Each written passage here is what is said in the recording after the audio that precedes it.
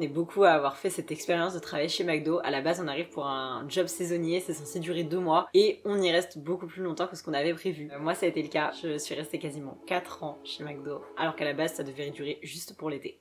Je pense que vous êtes beaucoup à vous reconnaître là-dedans, et pour la plupart, ça a été aussi notre première vraie expérience professionnelle. Et pour tous ceux qui n'ont pas connu ça, aujourd'hui, je vais vous parler des clichés, qui sont parfois loin d'être faux, de tout cet univers et cette ambiance McDo, et de ce travail quand on est équipier, quand on est chef d'équipe, et aussi quand on est manager chez McDo. Avant de commencer vraiment, je tiens juste à préciser que cette vidéo, je vais parler de mes expériences personnelles, de choses qui se sont passées dans le resto où je travaillais, et qui sont bien sûr pas transposables à tous les restos, et je ne fais pas de mon cas une généralité. Oui, j'en garde dans mon souvenir, non, ça n'a pas été tout rose. Et bref, on en parle. La première chose que j'ai pu revoir, venir et revenir énormément, c'est on mange McDo tous les jours.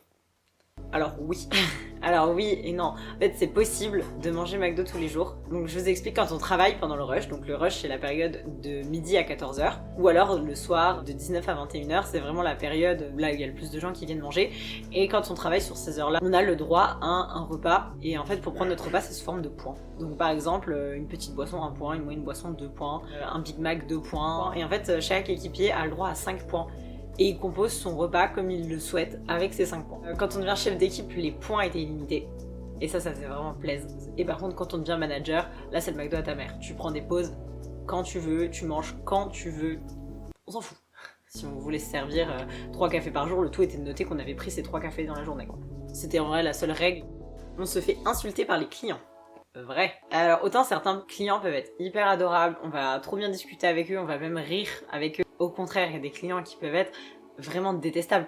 Avec des collègues, on s'est déjà fait littéralement insulter par des clients, quoi. Et tout ça pour des choses ridicules, une personne qui avait des glaçons dans son verre de coca. Et je trouve que ce n'est pas légitime à se faire insulter, ni même si on oublie une frite. Alors oui, c'est hyper énervant quand les gens dans les fast-food oublient des choses. Genre oublier une frite, c'est super chiant. Mais est-ce que c'est vraiment une raison pour me faire insulter de poufias? Je ne pense pas. Les beaux devant, les moches en cuisine. Ou alors les filles au comptoir, les garçons en cuisine. Alors franchement oui. Après, beau et moche c'est très subjectif, qu'on s'entende. Mais c'est vrai que de manière générale, les gens qui sont considérés beaux par la société, ça n'a aucun sens, sont beaucoup plus placés au comptoir. Et d'ailleurs il y a aussi beaucoup plus de femmes au comptoir et d'hommes en cuisine. Globalement c'est pas comme ça qu'ils procèdent. Je pense que s'ils ont besoin de cuisine, ils forment des gens en cuisine. Mais je pense que s'ils ont le choix, ils sont plus enclins à mettre des femmes belles à l'avant.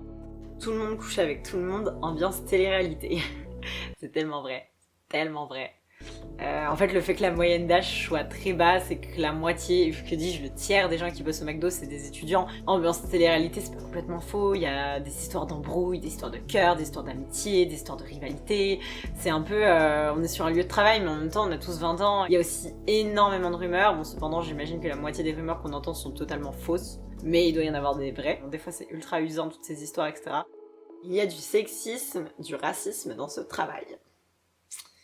Alors on va déjà commencer par le sexisme. Déjà, je suis une femme donc j'en vis au quotidien. Mais dans le travail au McDo, c'est quelque chose que j'ai aussi vécu. Sans parler les filles devant, les garçons en cuisine. Mon exemple le plus marquant, c'est vraiment le moment où je suis passée chef d'équipe. Donc le poste s'est libéré, je me suis proposée pour devenir chef d'équipe. Il y avait 3 postes à pourvoir. Et il y avait une autre femme qui était là depuis 10 ans, qui avait envie de ce poste. Et en fait, elle n'a pas été prise, c'est moi qui ai été choisie. Et forcément, elle a été dégoûtée, ce que je peux comprendre. Et elle était tellement jalouse qu'elle balançait des trucs du genre « Ah ouais, non mais si Laurine elle a eu le poste, c'est parce qu'elle a couché avec un tel, c'est parce qu'elle a fait telle chose sexuelle évidemment avec telle personne. » Par contre mes collègues hommes, s'ils avaient eu le poste et pas elle, c'était pas de leur faute à eux, c'était ma faute à moi et c'était parce que évidemment j'avais couché avec un tel. En plus venant d'une femme, ça m'a extrêmement déçue. Pourquoi ça serait moi qui lui aurais volé son poste à elle et pas eux qui lui auraient volé son poste à elle, et pourquoi moi je serais moins légitime que eux de l'avoir eu. Même avec les clients, hein, quand ils demandent oui, il y a une petite embrouille, il y a un petit litige, je peux parler à votre responsable, mais c'est moi la responsable. Et tu vas faire quoi? C'est moi la responsable.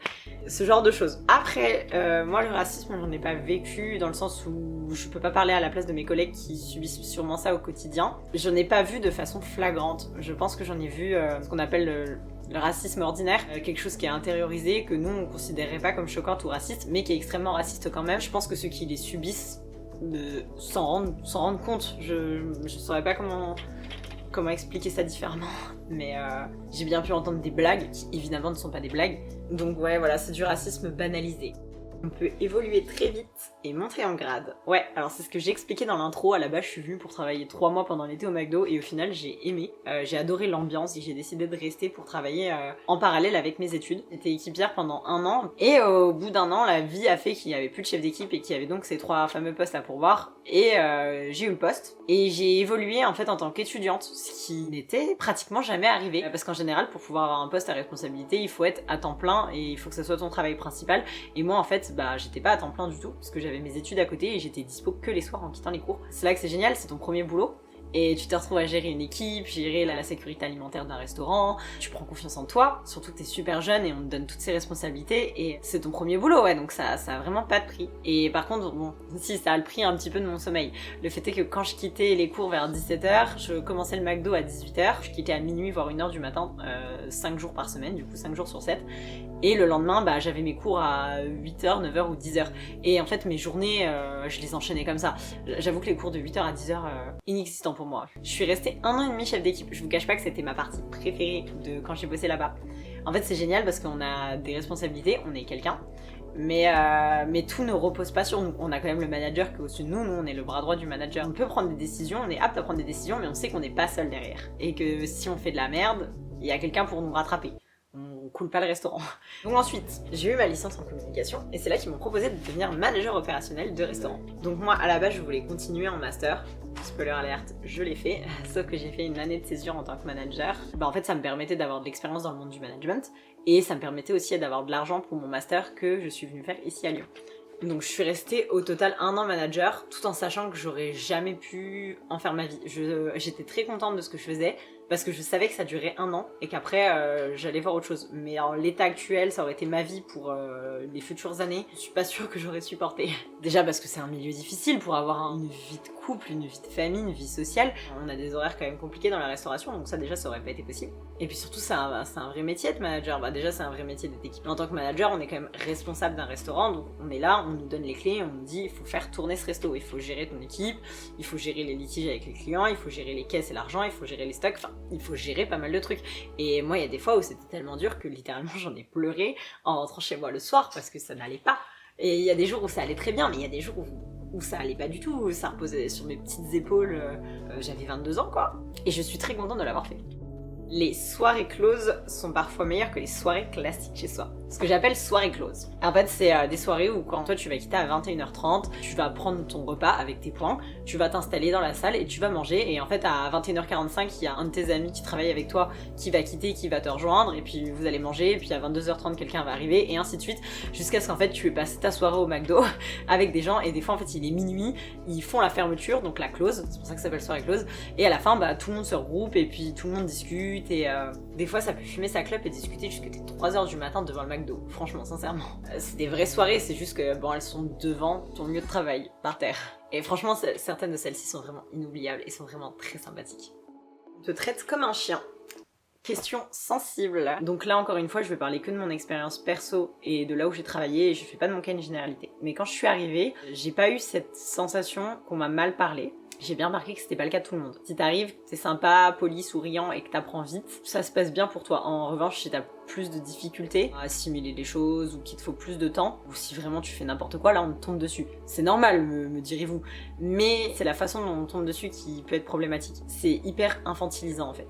Très souvent, c'est ton premier travail à côté de tes études. Et encore dans le cadre scolaire, de se faire embrouiller par ton prof parce que t'écoutes pas, parce que tu discutes, parce que tu fais autre chose. Mais dans le cadre du travail, ça n'a rien de normal de se faire engueuler littéralement par ton supérieur. Moi ça m'est très peu arrivé, je dis pas c'est parce que j'étais parfaite ou quoi que ce soit, mais je pense aussi ça dépend, hein. J'étais pas quelqu'un qui me rebellait, je faisais ce qu'on me demandait. Et en fait moi-même, du coup j'ai évolué un petit peu dans cette atmosphère-là, et j'ai appris comme ça. Je pense que quand j'étais manager, j'étais odieuse avec certaines personnes, j'ai sûrement été même méchante et injuste, parce que les managers m'ont appris comme ça, mais en même temps, eux-mêmes, leurs managers ont dû leur apprendre comme ça, et moi c'était mon premier boulot, je dis pas que je faisais pas forcément le discernement, pour moi c'était normal d'engueuler quelqu'un quelqu'un, de lui tomber dessus. Enfin, c'est horrible de tomber sur quelqu'un pour des choses, mais en fait avec du recul, c'est extrêmement violent quoi. Moi j'étais considérée comme trop gentille avec les gens, alors que j'étais pas trop gentille, j'étais tout simplement humaine et je faisais pas ce que j'aurais pas aimé qu'on me fasse en fait. Voilà, ça c'est un des aspects problématiques selon moi du management McDo. Je dis pas que tous les managers étaient comme ça bien sûr, mais il y a un petit peu cette culture de je suis manager, faut me respecter et je suis un bon manager si je crie, alors que pour moi, on me dit tu cries pas assez, t'as besoin de crier sur les gens pour te faire écouter. Pour moi c'est là le problème, c'est pas le fait de ne pas crier. Après c'est mon point de vue, et c'est mon point de vue avec du recul 3 ans en arrière et des expériences autres en arrière, d'un point de vue avec beaucoup de recul. Tu ne comptes pas tes heures. Sujet un peu plus léger. Alors ouais, quand tu rentres au McDo, tu ne sais pas quand tu en sors. En fait, si ton planning c'est midi 16h et que tu pars à 16h pile, et ben évidemment c'est mal vu. Ça c'est bien la France, on te reproche de faire tes heures. C'est un autre débat. Après en fait si c'est la galère et que tu veux rester aider, c'est toujours appréciable de se dire voilà je devais quitter à 16h mais de ton propre chef tu restes jusqu'à 16h30 parce que tu vois que tes collègues à 16h ils ont toute la France entière qui sont venus aller acheter leur McFlurry. Bah du coup tu les aides et c'est des heures qui vont être payées, donc c'est... Et puis on te le rendra. C'est très très souvent que je restais une demi-heure, une heure pour aider, et moi c'est quelque chose qui m'a jamais dérangé sauf quand j'ai des rendez-vous et que je suis pressée évidemment. Tant que tu dépointes pas t'es payé de toute façon. Nos collègues deviennent nos meilleurs amis. Carrément. En fait, à force de les voir tous les jours, parce que tu vas passer plus de temps au McDo que dans ta propre maison, tu vas finalement te lier d'amitié avec des gens, ça va devenir tes bons potes, puis ça va devenir des amis. Vous avez le même âge, vous avez beaucoup de centres d'intérêt communs, ça va forcément vous rapprocher et vous allez peut-être même vous voir en dehors des heures de travail et vraiment commencer une amitié comme ça. En tout cas, moi, ça m'est arrivé. J'avais un bon petit groupe de potes, on faisait les soirées closes après les closes, et souvent, après on faisait des soirées chez moi, c'était beaucoup chez moi. On avait un bon petit groupe avec qui aujourd'hui on s'est perdu de vue, on n'est plus amis, on se parle plus, mais j'en garde un très très bon souvenir de cette période.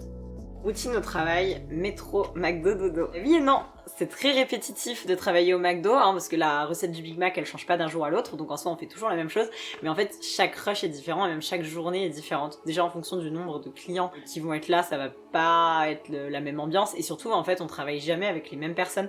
L'après-midi on était souvent une petite équipe de 5-6, c'était très rare que je me retrouve avec les 5-6 mêmes personnes plusieurs jours de suite. La journée elle va être rythmée par le fait si tu t'entends bien avec les personnes avec qui t'es, s'il y a du monde, du coup tu es tout le temps dans le rush, ou alors si au contraire il y a personne, que t'as le temps de faire des petites blagues, de parler un petit peu avec tes collègues. Selon le manager qui est là aussi, l'ambiance n'est pas la même. Donc non, on peut pas vraiment parler de routine.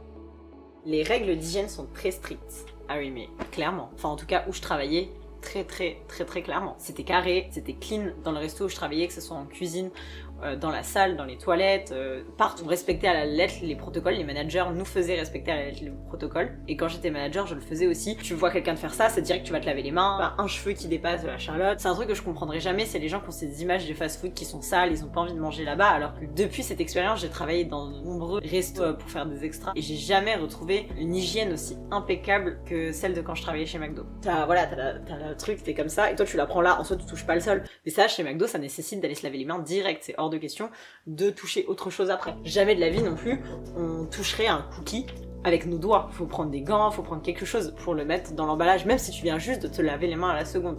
Et ça, c'est des trucs que j'ai jamais retrouvé nulle part ailleurs. Et ça m'a créé des tocs, putain, ça m'a créé des tocs.